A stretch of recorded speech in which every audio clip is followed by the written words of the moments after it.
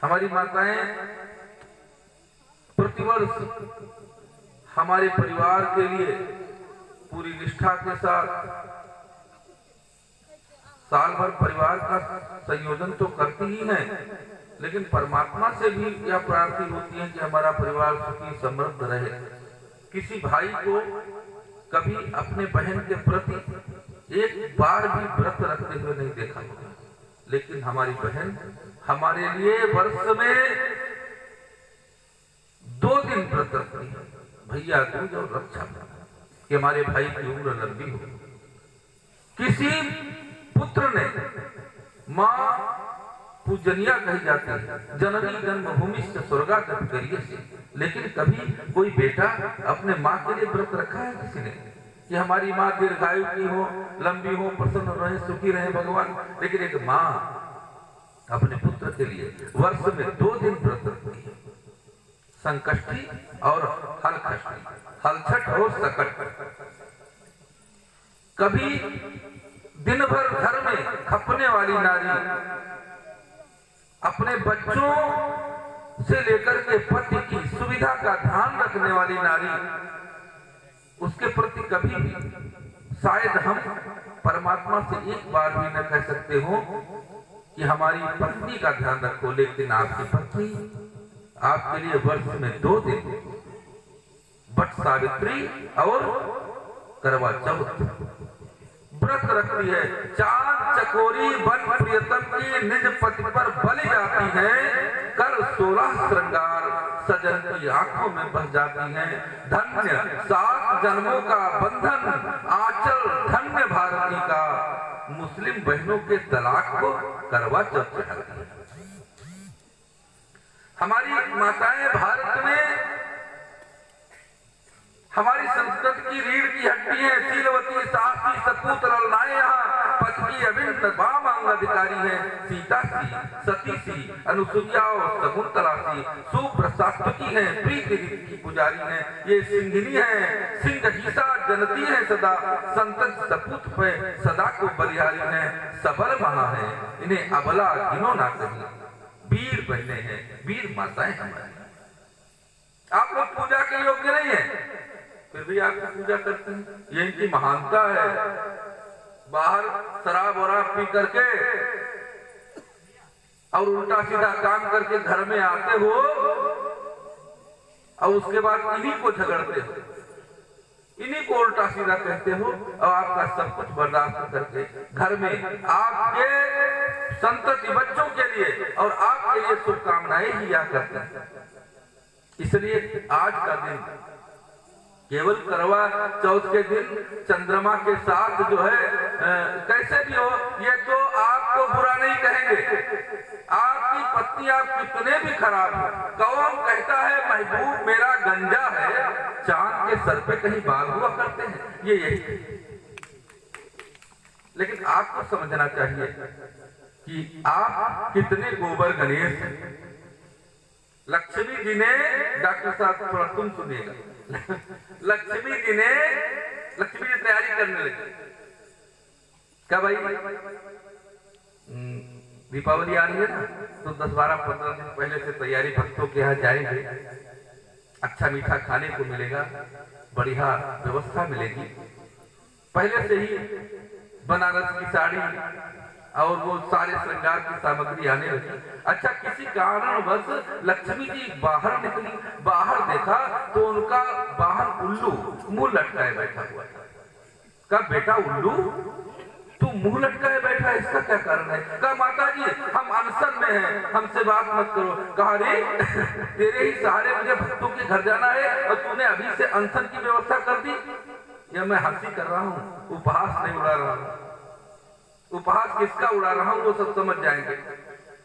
तो क्यों अनशन, क्या कारण है? अरे कहा माता जी आप तो चली जाती हैं घर के अंदर, आपकी पूजा सेवा अर्चना वंदना सब कुछ होता है दीपावली में, और हम उल्लुओं की तरह मुंह नीचे किए हुए दरवाजे पर बैठे रहते हैं। घर से निकलती हैं, फिर बैठा लेता हूँ दूसरे घर, तीसरे घर, चौथे घर, और हमको कोई 2 कौड़ी का पूछता ही नहीं।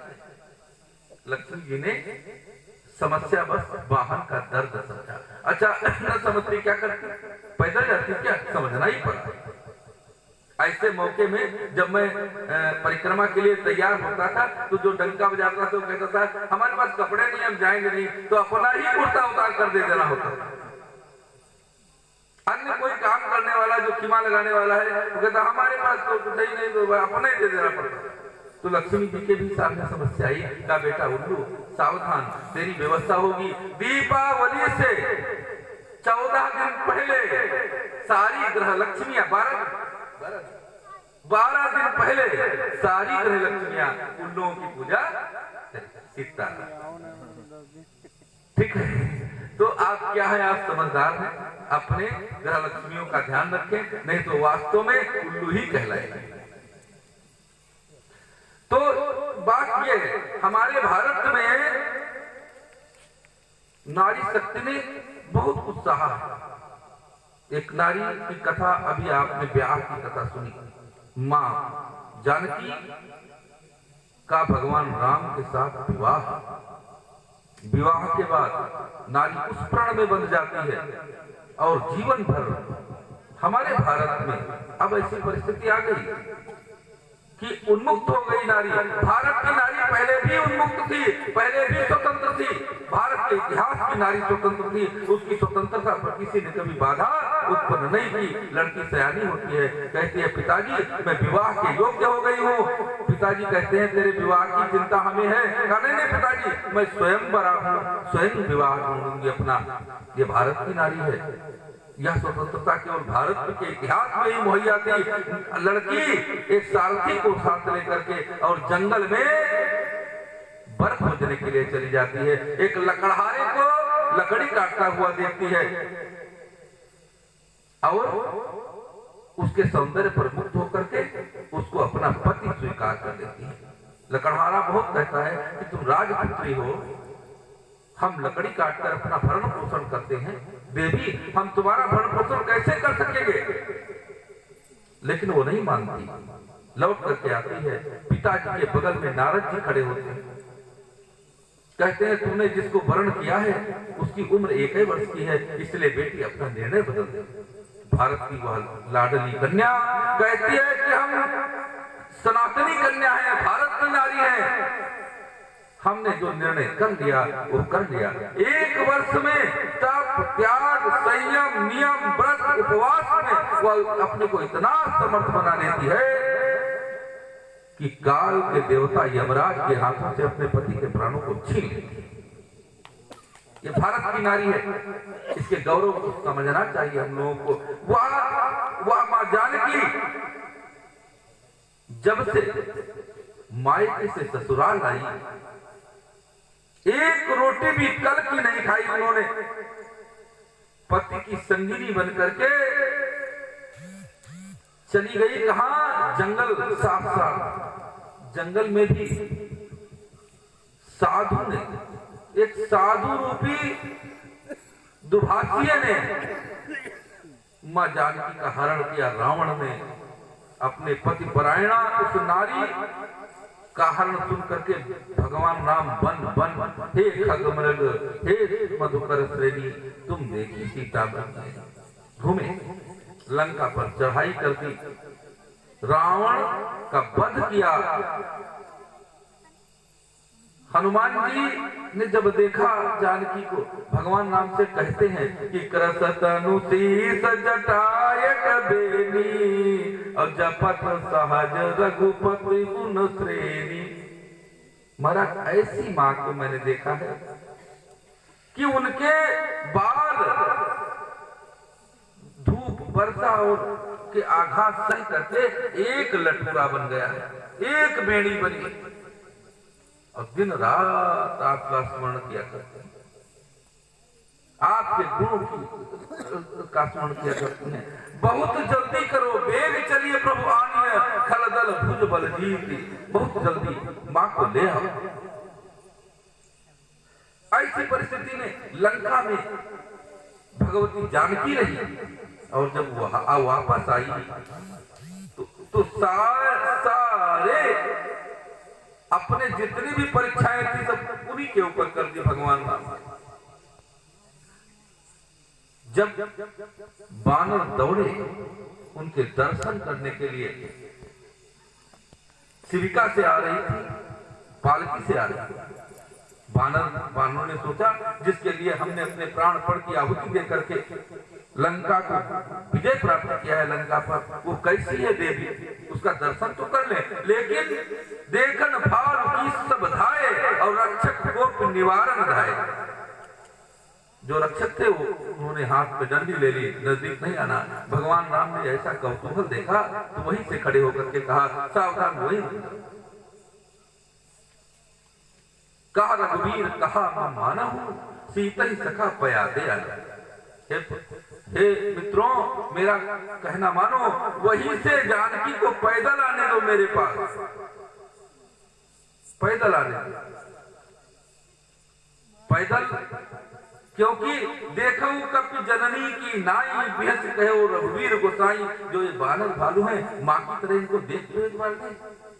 जानकी जब सन्निकट पहुंची तो राम ने उल्टे सीधे शब्द कहना चालू कर दिया और कहा कि तुम इतने दिन लंकाधिराज रावण के घर रही हो, तुम्हें परीक्षा दे दी। भारतीय नारी ने सदैव परीक्षा दी। परीक्षा में उत्तीर्ण जानकी ने अयोध्या में प्रवेश किया, परीक्षा में उत्तीर्ण जानकी ने। और उस पर टीका टिप्पणी किसने की? एक धोबी। पूरी अयोध्या चिल्लाती रही जानकी पवित्र है। उस धोबी की बात मान करके भगवान राम ने जानकी को वनवास दिया। वनवास में डूबने जा रही थी, नदी में डूबने जा रही थी, गंगा में डूबने जा रही थी कि वाल्मीकि ने बचाया। कहा बेटी तेरे उदर में रघुकुल के दो लाल पल रहे हैं, रघुकुल के वंश के वर्धन की सामग्री पल रही है, तो ऐसे मत डूब। और मां सुरक्षित रही, लव और कुछ तो पैदा हुए माता का। और जन्म होने के बाद उन पुत्रों को वाल्मीकि को सौंप करके एक बार पुनः गंगा में डूबने के लिए जानकी तैयार हुई। पति का परित्याग सामान्य नहीं हुआ करता। जब किसी नारी का, पतिपरायणा नारी का पति परित्याग कर दे तो डूब मरने से ज्यादा उसके सामने कोई और रास्ता नहीं है। वाल्मीकि ने कहा बेटा क्या अपने पुत्रों को कलंकिनी का पुत्र बना करके मरना चाहती हो? हाय बिना अपराध के ही मोह कालिक पोत लिया करते हैं, ताने सुना करते फिर भी नहीं बोलते, होंठ सिया करते हैं। गर्भ में आते ही कालिमा की एक चादर ओढ़ लिया करते हैं, पूत कलंकिनी के नहीं गर्भ से छाती उतान किया करते हैं। जानकी रुक गई, पुत्रों के लिए रुक गई। पति की परित्यक्ता वह महिषी अपने पुत्रों के प्रति उदार होकर के रुक गई, उनके मोह में रुक गई। और फिर अंत में हुआ क्या? जब वापस भगवान राम के सामने पुनः अपने पति के दर्शन का सौभाग्य प्राप्त हुआ तो एक बार पुनः राम ने वही कहा कि जानकी एक बार पुनः परीक्षा दे दो कि परम पवित्र हो, इस प्रजा को विश्वास हो जाए।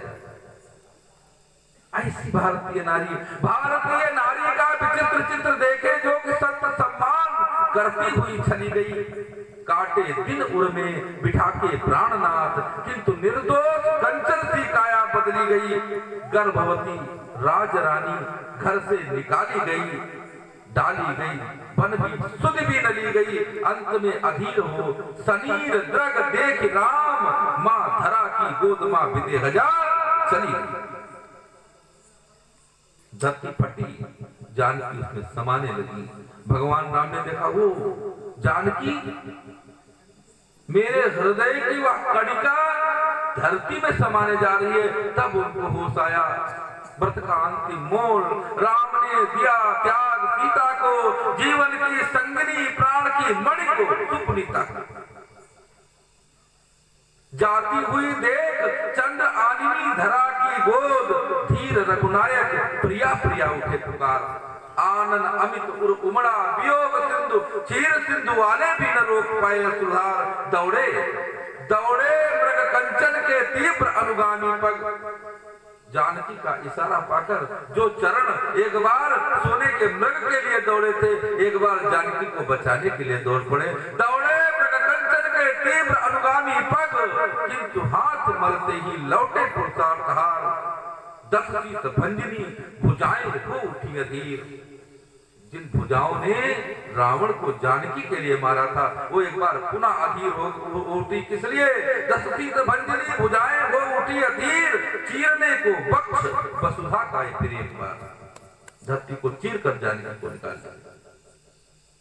लेकिन इस पृथ्वी की अधिष्ठात्री देवी मां भूमा ने पृथ्वी ने प्रकट होकर के राम को जवाब दिया का सावधान राम, नारी को तुमने इतना कमजोर समझ रखा है।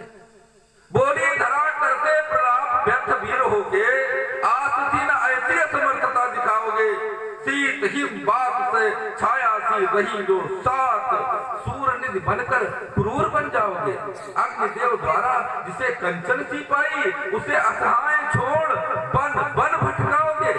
चीर डालो बक्ष मेरा कण कण दो बिखेर, किंतु राम मेरी प्रिय जानकी न पाओगे। बंधुओं, यह गौरव है हमारी मातृ शक्ति का। आज तो उनके इस त्याग, उनकी इस तपस्या, उनके इस बलिदान, उनके इस समर्पण को नमन करने का दिन है। हम बड़ी श्रद्धा के साथ भारतीय मर्यादा, भारतीय संस्कृति के इस महान पर्व के को लक्ष्य करके माताओं को प्रणाम करते हैं, नमन करते हैं। आप सभी नमन के योग्य हैं, आप सभी सम्मान के योग्य हैं, क्योंकि आप भारत में जन्मी है, भारतीय नारी। आपने विगत 6 दिन से